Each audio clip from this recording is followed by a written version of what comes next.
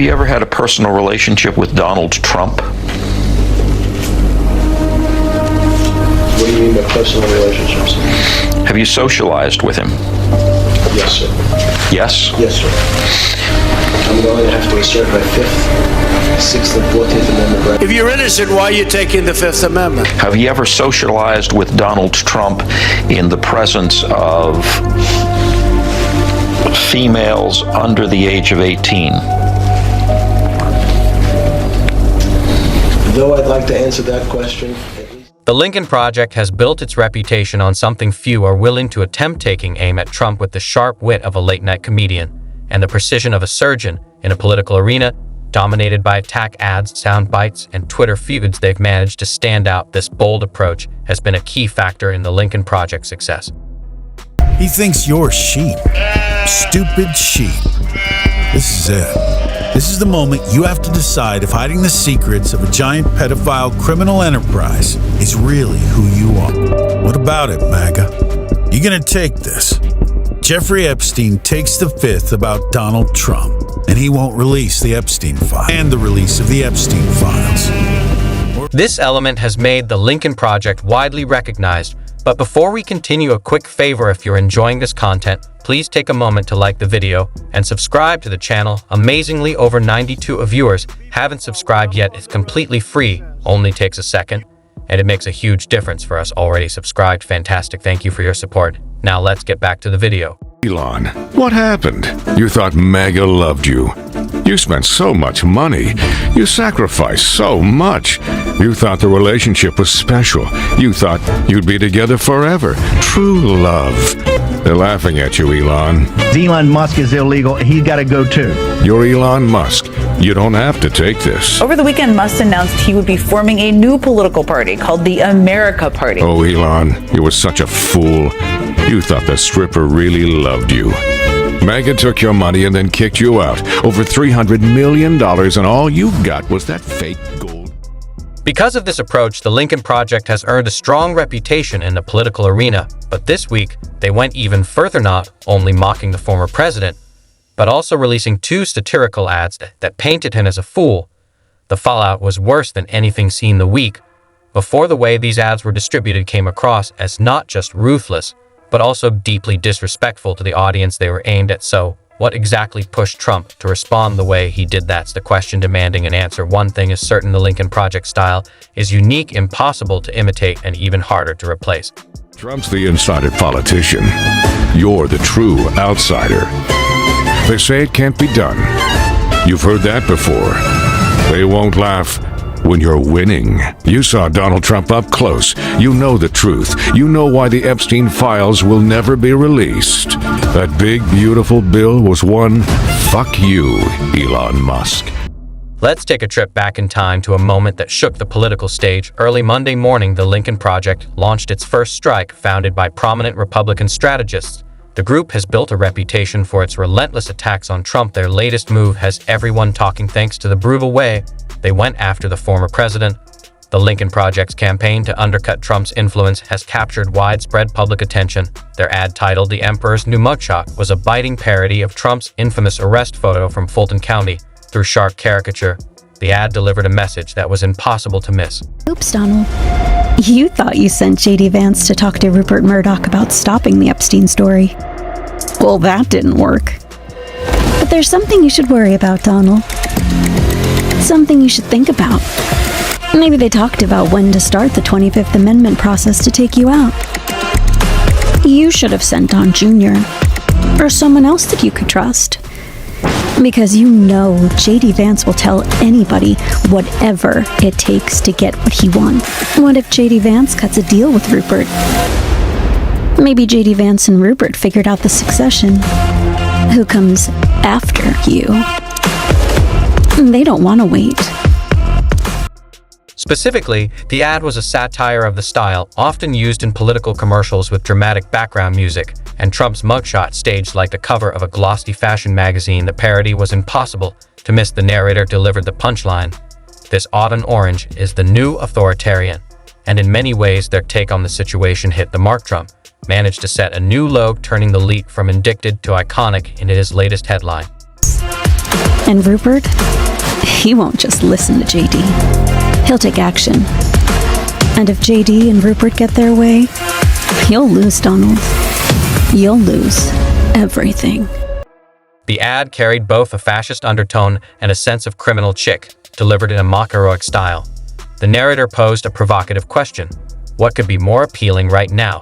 To those who still find this movement attractive, since the investigation began, Trump has faced 91 criminal charges, yet his cult-like following remains strong. The video cleverly blended clips of Trump waving with scenes of raucous rallies, courtroom antics, and cheering fans, making it all feel like pieces of the same spectacle. America is up for grabs. While you pay more for groceries, gas, and rent, he's cashing in favors from enemies of America, global criminals. The luxurious mega jet Trump accepted from an Islamic dictator allied with Iran wasn't just a gift. It's a sign, a for sale sign, and the financial backers of Hamas terrorists. It's not just corrupt, it's oligarchy. It's our entire system twisted to make the Trump family. Each scene was packed with so much biting humor that even Saturday Night Live might have winced from beginning to end. The satire didn't let up. Clips spread quickly across social media, YouTube, Twitter, TikTok, leaving audiences stunned and amused. The result, a resounding success. Meanwhile, the Lincoln Project carried on unshaken. And then there's the man at Mar-a-Lago for his tiny hands, his sudden outbursts, and his endless stream of lies crafted to deceive and nothing more. You get higher prices, he gets rich. The bad guys get whatever they want. No other president has ripped off America more than Donald Trump. America isn't sold off yet, but the bidding has started and sold us out for trinkets and loose change. He doesn't see a problem with any of it. In fact, he says everything is going according to plan. Towering walls, yet none ever rose. He never tells the truth, and he drives everyone crazy. The narrator fumed. The images weren't just comical, they were sharply produced and artfully composed. Even the actor portraying Donald Trump seemed frustrated with himself for being caught in such bizarre behavior. Trump goes hard on something, just bet on the dip. Wait for Trump to blink, then cash in on the rebound. Same trade every time. It's the taco trade. It's amazing. Some people still think Donald Trump knows how to negotiate, that he's a deal maker. But really, he's a chicken. Wall Street figured it out because Trump always chickens out. He talks a big game on tariffs, then backs down over and over. He'll hurt American businesses, farms, and workers playing his games. But every time it comes down to it. These skits showed him stuffing private documents into a golf bag, dancing before a burning constitution, and even serenading a golden toilet hole, unfolding at once in a whirlwind of absurdity.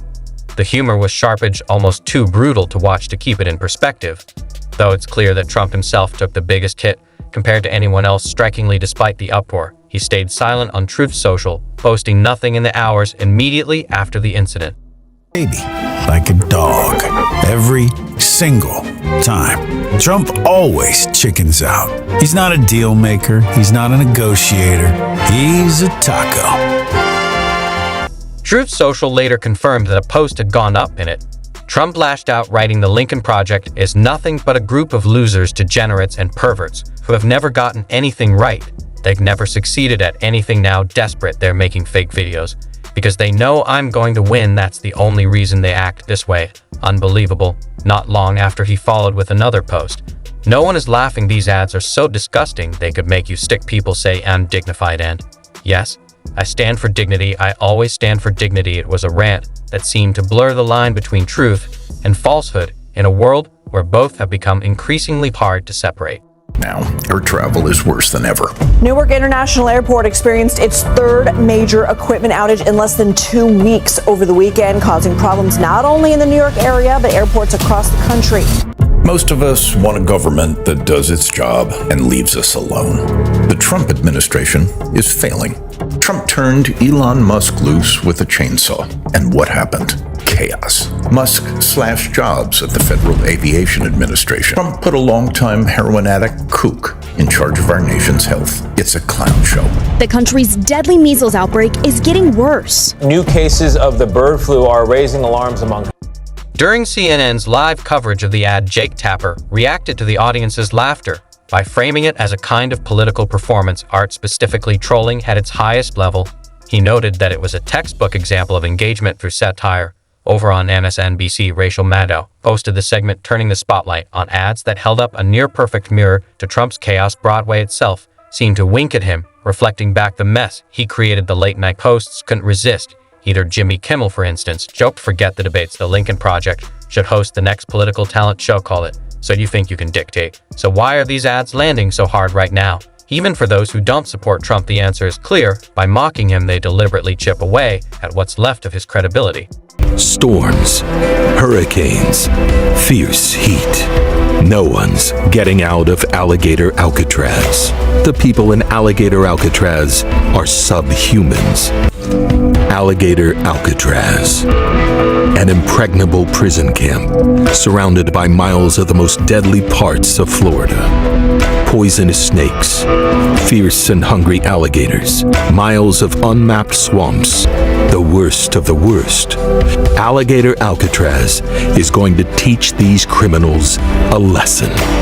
If you're upset by Alligator Alcatraz, just wait, because when the Trump era ends, one key reason these ads struck so hard is that from the very beginning, Trump's most infamous image, his mugshot, was flipped on its head. What he had hoped to brand as a badge of pride, even glory, was transformed into a symbol of ridicule. Instead of projecting strength, the portrait became a punchline. In the second wave, the satire went further, reducing the MAGA movement to little more than a fantasy chorus line. Its aura of power and grandeur was stripped away and replaced with mockery, disdain, and tap shoes. What once seemed like a force was recast as a parade of fools. The greatest impact wasn't just on Trump himself, though. It clearly rattled him, but on how the public perceived his movement. Everyone could see the sting. His campaign team, sensing the damage, wasted no time regrouping, turning inward to refocus on their goals. Keeping it open for the corrupt crypto scammers like Don Jr., who cashed in on the presidency. Keeping it open for folks like Stephen Miller, Kristi Noem, and Tom Homan. You built this, MAGA, and some of you will enjoy the view from inside the wire. Who ignore the law, ignore court orders, and deploy masked cops in warrantless raids. We're even keeping it open for the state and federal agents who abuse their power. The Lincoln Project released a barrage of sharp press statements, which in turn sparked accusations of defamation, election interference, and even psychological abuse of a former president.